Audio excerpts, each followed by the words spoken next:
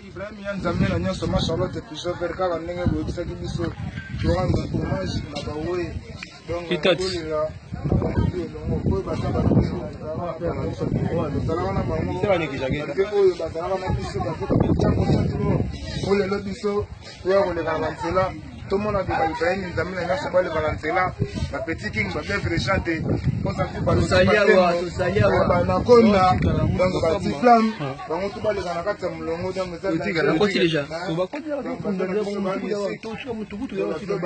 nzembo moko boye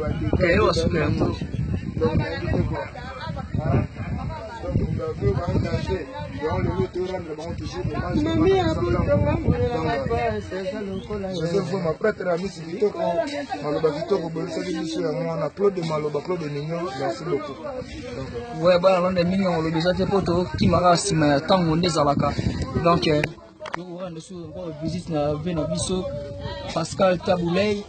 donc makambo etali na bitse quoi cela une look ça makambo yango toye to saliawa kongo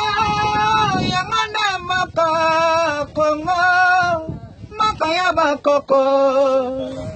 donc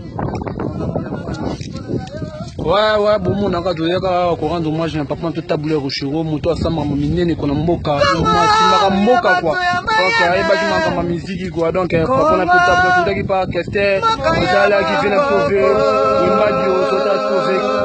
père na biso donc on est mankambo to CP pour donc dans London na ma short pigeon vient habiter vraiment Nzambe dans ta makambo to sala ka yo donc dans London donc to lingimno ming ko dani mankamba indusa donc Sharon check quoi